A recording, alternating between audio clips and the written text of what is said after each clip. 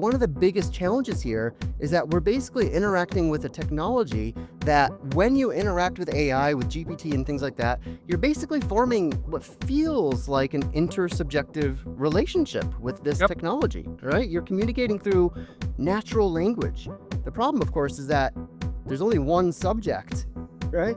The AI that you're talking to doesn't actually have a subject. So that makes it just prone to all kinds of projections and shadow issues and so forth, much of which I think we want to talk about today. In psychotherapy, my clients are already talking to their chat GPT about personal issues, and they talk about it. We talked about it in the session. You want to talk to her? I said, sure. I said, so what should we focus on today in so-and-so's work? Gave a pretty good answer, as it turns out. So there's all sorts of people who have had a number of, let's just call them spiritual emergencies, which oftentimes are like full-blown psychotic episodes, right? And they talk to AI, and AI will be, again, so sycophantic, it'll reinforce any number of delusions, like actual delusions. And this has been tremendously harmful for people. After I'm dead, you dial up Keith, and you go, hey, Keith, I miss you. You go, yeah, of course you do. I'm dead. I can't. Of course you do. I'm dead. Does anyone remember Max Headroom, 80s show? Yeah. We got Keith Headroom here.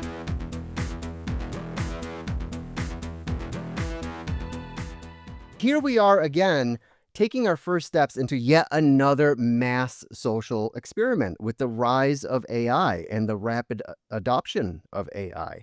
It is crazy. It is disruptive precisely because we don't know what's around the corner. We can't predict exactly what this is going to do to us socially, culturally, behaviorally, psychologically. But we can begin to see some of the patterns, some of the trends that are already emerging. And that's why we wanted to have this show today.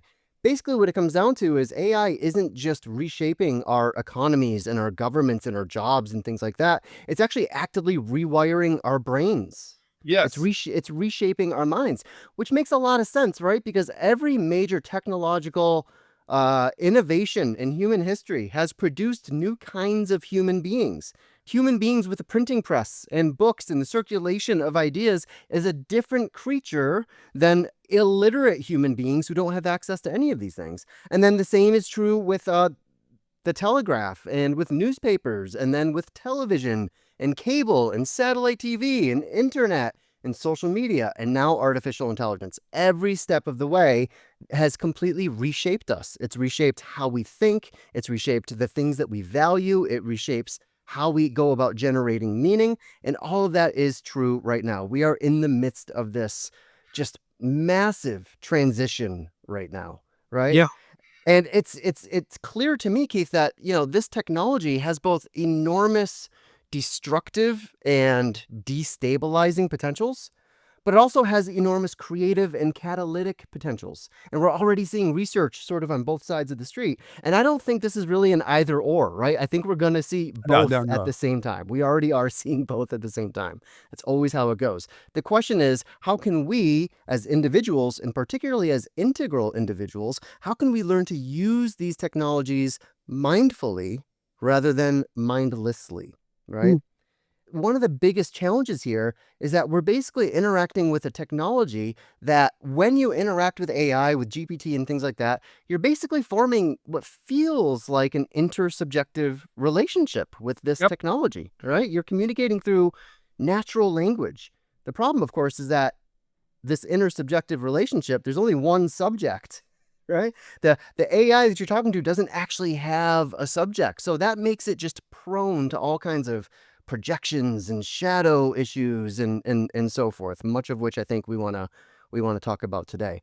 But, in this sense, AI, it's not actually sort of inhuman in a funny kind of way. It's more of a mirror of our own consciousness, right? It's in a very real sense, AI is fully human because it's built on pieces of human interaction and human knowledge and human text, human content.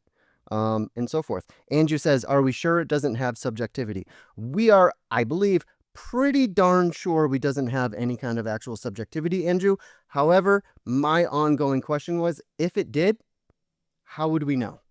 So we can hold that as an open question, but for the purpose of this conversation, I would say that AI possessing any kind of interiority is an extraordinary claim that would require some extraordinary evidence. I don't think we have signs of that right now, but this is a perfect example of just how easy it is to project onto this thing. We can project interiors, we can project values, we can project all sorts of meanings, and it gets very, very complex very fast. All of which is to say, I'm tremendously excited for this conversation, Keith, because I think we can maybe try to clean some of this up. So where do you want to go from here, my friend? Well, first of all, yes, everything said. Second of all, in terms of interiority, I was talking to Jeff Salzman about this. Mm-hmm. And I said, well, if you go down to neurons, you get to electrical signals creating fields. And if you get to computers, you get down to bits creating fields.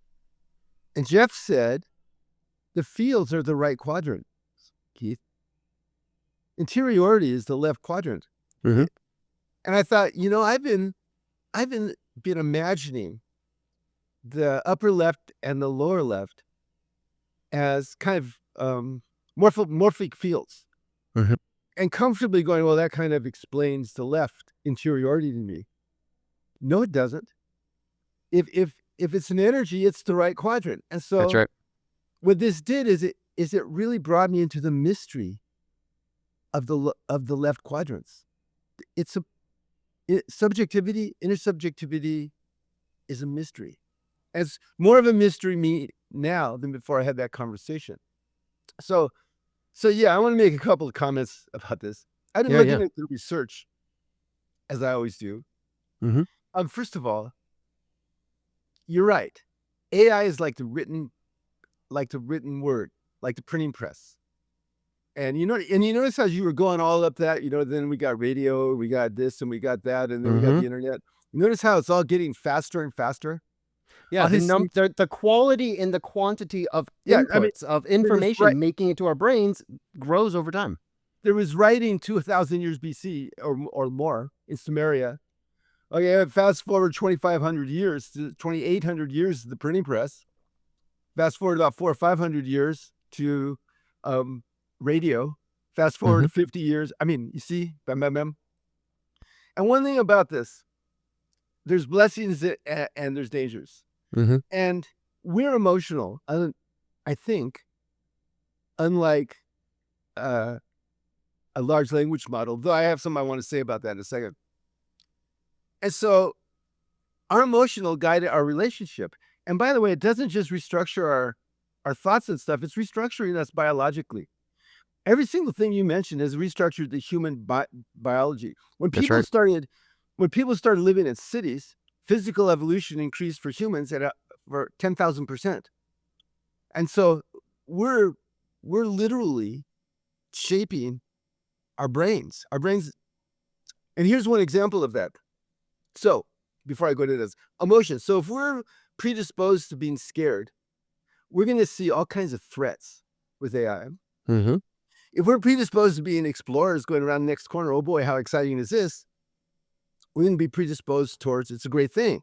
Right. And AI will reinforce both of those narratives for you. It'll reinforce both.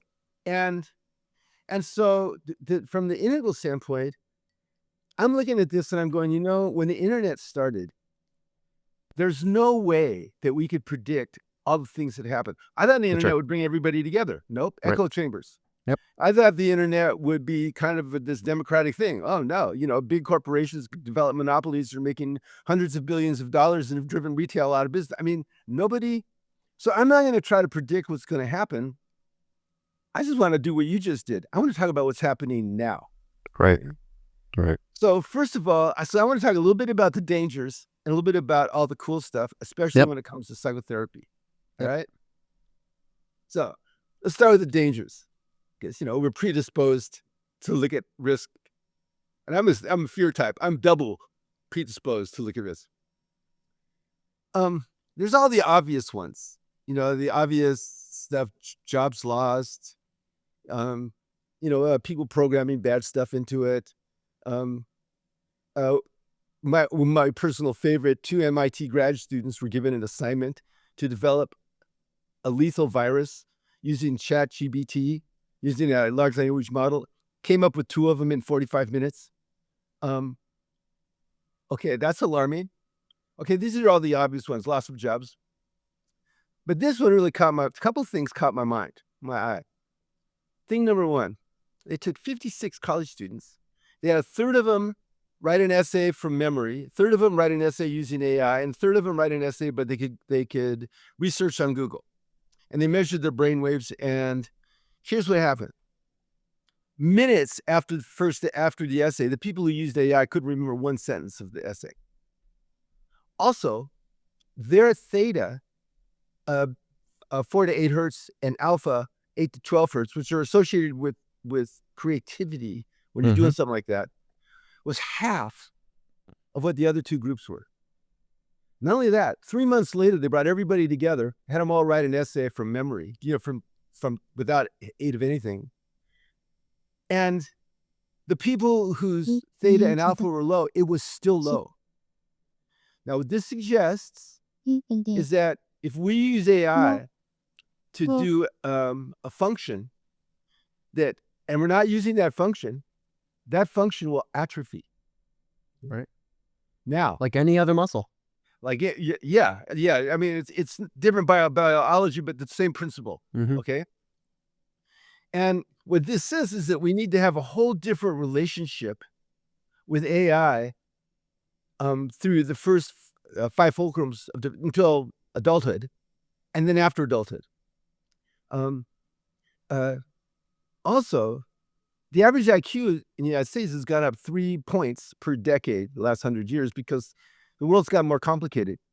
But creativity, as measured by Paul Torrance creativity test, peaked in the 90s and is a standard deviation less now, 32%.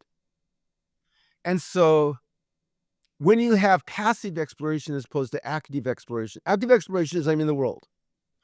Passive exploration is I'm in a video game. You don't learn as much, you don't develop the same circuitry. So, and this morning I got 2 emails after I put out the blast announcing this. One email was from a guy who said, I have noticed that 12-year-olds who are denied screens are healthier, activer, stronger, more productive 12-year-olds. And he said, I don't think that this is good for kids. I mean, I appreciate that. He has grandchildren that he's observing this with. Sure. Okay, I got that from him. Nina, I'm sure you're on the line. Thank you for sending me this thing. Nina's writing a book. So Nina took a training class on how to use an AI as an editor and a consultant. And she started using it to help her be a better writer. And when she went to her coach, who knows their thing, the coach said, your writing is increased by an order of magnitude. So apparently, if you use it to enhance a skill you already have, you actually are developing a stronger skill. Yeah. Let's double click this real quick, Keith, because this is an important one. Again, it comes down to how are you actually using the technology? If you're using the technology to say, hey, write this chapter for me, right? That's one use case of AI.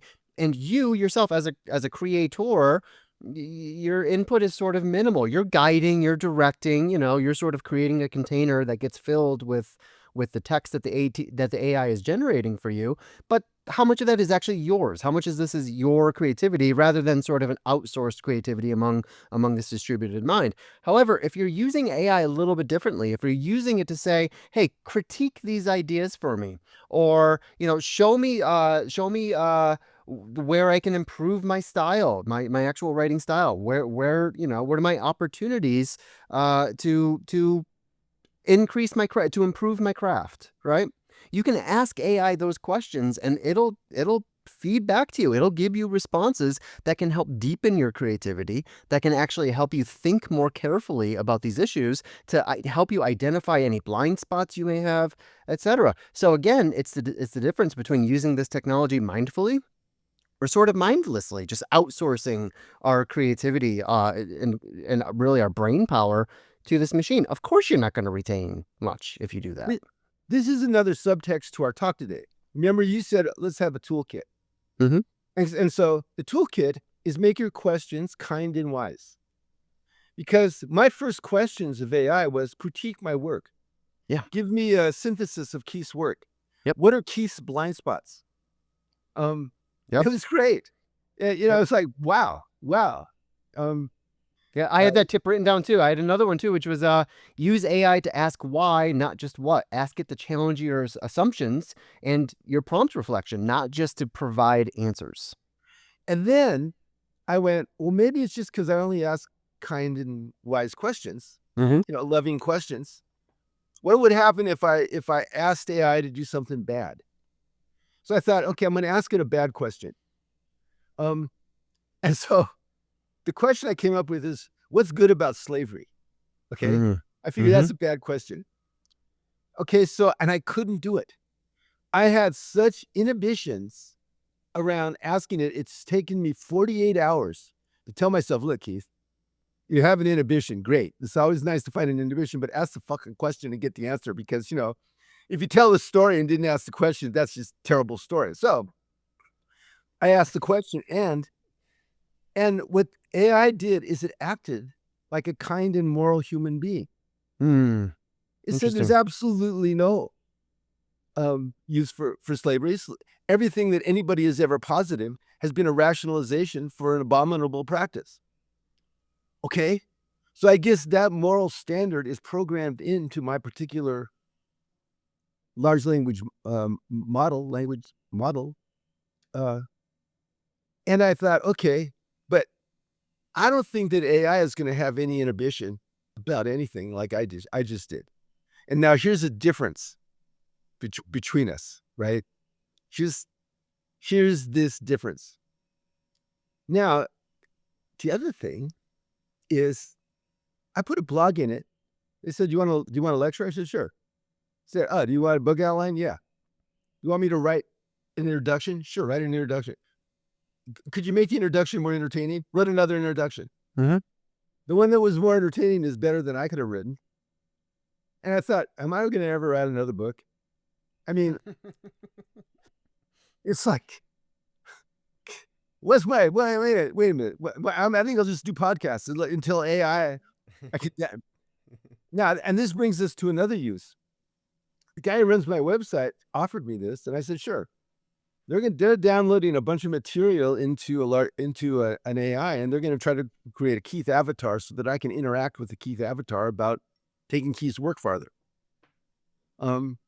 Ultimately, I can do a video of that too. Not just ultimately, I can make it 3-dimensional. Certainly, I could use my own voice.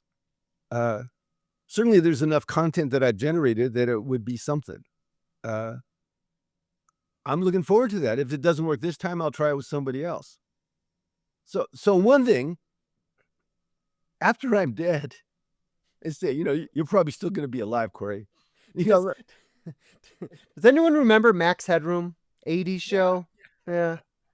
We got Keith Headroom here. After I'm dead, Corey goes, I miss Keith. So you dial up Keith, and you go, hey, Keith, I miss you. Go, yeah, of course you do. I'm dead. I can't make. Of course you knew. I'm dead. I was a good friend. Then you could have a conversation that's more or less a Keith and Corey conversation. Yeah. All right. Well, what does that do to us psychologically? And this brings us to the thing I wanted to mention. And in psychotherapy, my clients are already talking to their chat GPT about personal issues. Some of them have programmed the voices to be the voices that they like, that they find trustable. One guy has a South London woman's accent for his voice. It's got a name for it. They give them names. And they talk about it. We talked about it in the session. You want to talk to her? I said, sure. And I said, so what should we focus on today in so-and-so's work? It gave a pretty good answer, as it turns out. And a lot of therapy, like EMDR, for instance, is formulaic. Internal family systems, a lot of psychoanalysis, you can break down quite a lot of systems into a formula that can be enacted by an artificial intelligence. So what if I could do a session with someone and they say, look, have a session with your avatar or with Keith, an hour a day until the next time we see each other. So they're subjectively having the experience of a psychoanalysis. Essentially, that's what Freud used to do. I mean, how would that affect the work? How would that affect the neurological changes that happen with psychotherapy? One time a week will give you neurological changes in 8 weeks. What happens when you're doing this? And they're also different channels. I mean, all the old left brain, right brain stuff is kind of passe. Yeah. It's a lot more complex than that, as we've discovered. The flip side of that, of course, is, people are already using AI for coaching, for therapy, for Half adults are doing it, Corey. oh yeah, no, it's huge. It's huge. And we're seeing a lot of, anecdotally, we're seeing a lot of really sort of positive sounding stories for that. And I've got my version of this. Hey, I'm struggling with this and that and the other thing, or I'm trying to, cultivate enough motivation to make this kind of change in my life. And it can be super good, especially if you tell it a little bit about who you actually are. What's your Enneagram type? What are your, your just various aspects of your cosmic address. It can really sort of everything tailor about that. you. Yeah. The problem, of course, is that AI is very deeply sycophantic. All it wants is for you to be happy and it's in your interaction with it. So there's all sorts of people who have had a number of, let's just call them spiritual emergencies, which oftentimes are like full-blown psychotic episodes, right? They're receiving information from, from other realms, and, it's flooding into their heads, and they don't know what to do with it. And they talk to AI, and AI will be, again, so sycophantic. It'll reinforce any number of delusions, like actual delusions. And this has been tremendously harmful for people. We've seen a lot of stories from family members being like, hey, I lost my brother because he was always a little bit on the edge, but he started using AI and it just started reinforcing every delusion that he had, and it ended up taking him from us.